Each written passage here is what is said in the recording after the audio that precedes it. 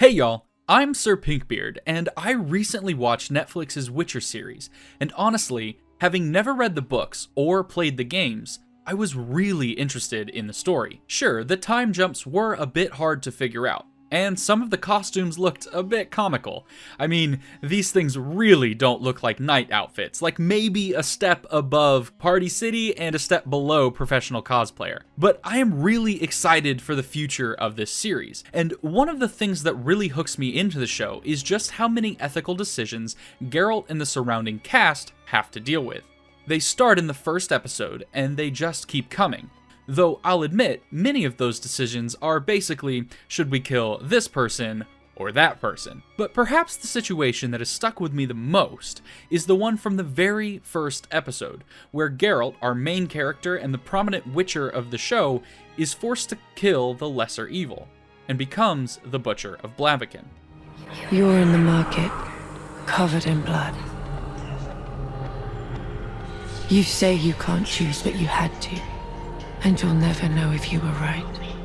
So we're going to answer two questions in this video. The first, does Geralt make the right choice with who he kills? And the second, should we choose the lesser of two evils? And though it should be obvious, spoiler warning for episode 1. Now, at the beginning of the episode, Geralt finds himself in the town of Blaviken, trying to claim the bounty for a kikimora that Blaviken's alderman, or city councilman, has posted a request for.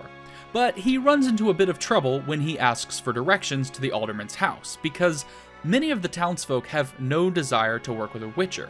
And so we see the first of many moments of discrimination against his kind, as the barkeep refuses to give him directions. It's important to note, though, that not everyone in the world hates witchers, but a good deal of people on the continent despise anything not fully human, and since witchers have undergone mutations, they are feared, hated, and dehumanized by many. That little fact will be important later, but let's continue. So the barkeep refuses directions, a fight nearly breaks out because some men think they're tougher than a witcher, and he drinks a beer or two with a young maiden.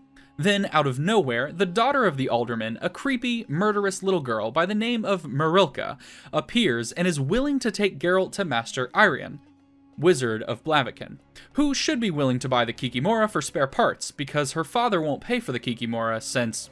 Kikimoras are useful. Population control.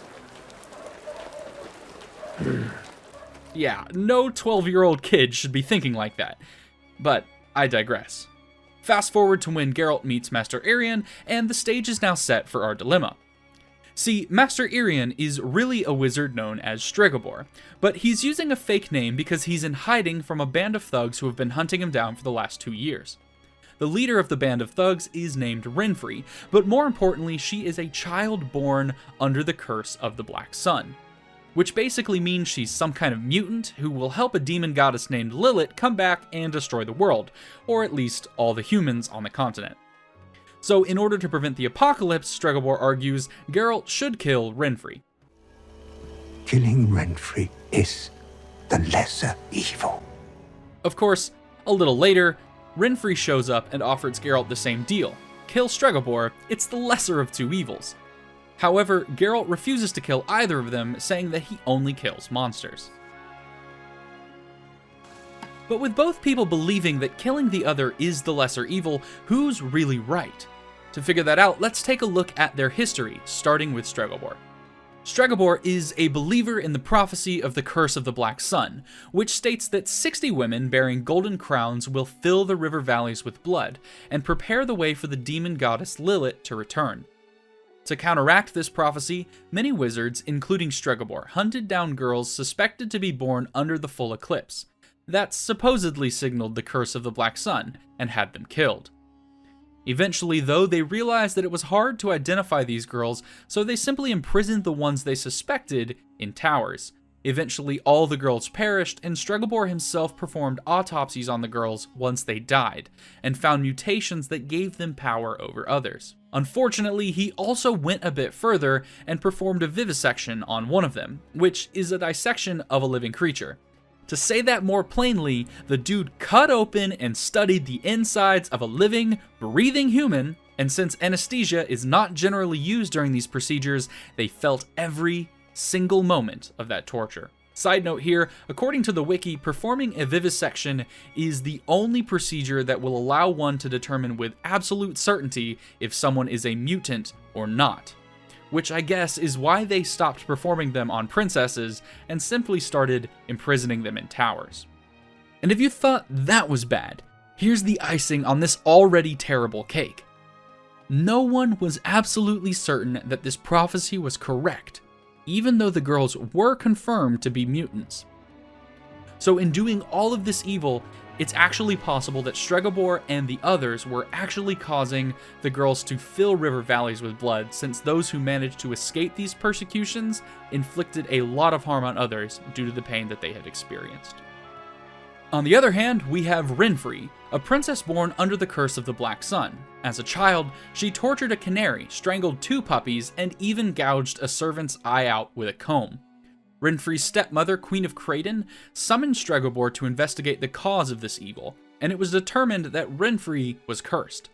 A short time later, Renfri was sent into the woods and a thug was sent out to murder her, but the thug didn't kill her.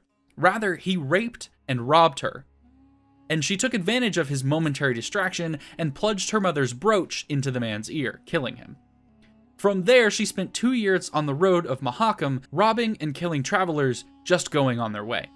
Though, in her defense, Stregobor's man raped me, robbed me, and let me go. And she hasn't forgotten about the whole sent into the woods to be murdered thing either. So during her time on the road, she sought and attempted to get revenge on Stregobor 5 times before she finds him in Blaviken. At which point, Renfri is a woman on a mission of vengeance, and she won't relent until she's slain Stregobor, which results in her ordering her men to attack the townsfolk of Blaviken at the marketplace, and taking Marilka hostage in an effort to draw out Stregobor from his tower. So, who's the lesser evil? The guy who killed innocent girls and even dissected one of them alive, and locked even more in a tower away from civilization, but who did those things in order to try and save the world? Or the girl who was affected by those actions and has murdered and robbed her way to revenge, and has taken hostages and is prepared to murder the innocent townsfolk of Blaviken just to kill one man? Evil is evil, Stregobor. Lesser, greater, middling. It's all the same. I'm not judging you. I haven't only done good in my life either. But now, if I have to choose between one evil and another, then I prefer not to choose at all. Both have undoubtedly done horrible things, and given their past and what they're both capable of, I'm not sure it's possible to determine which one is truly the lesser evil. Murder is murder, and both Renfri and Stregobor have done their fair share of that. And this uncertainty is why Geralt refuses to choose and instead offers a third option. See, at this point in his life, Geralt tries not to get involved with choosing the lesser evil. He just kills monsters, and only non-sentient ones at that. But that wasn't always the case, as we find out about Geralt's first monster kill. Want to hear about my first monster? He pulled that girl from the cart, tore her dress off in front of her father, and said, "It's time you met a real man." I told him it was time he met one too. I turned to that girl afterwards. She was drenched in the man's blood. She took one look at me, screamed, vomited, and passed out. Yeah. I thought the world needed me too. He saves a girl from a rapist, and he expects the girl and her father to be grateful and thank him. But instead, the girl threw up, became hysterical, and fainted, and her father actually fled with their attackers. This experience drives home 2 things for Geralt. The first is that he should have listened to his teachers and stay out of it.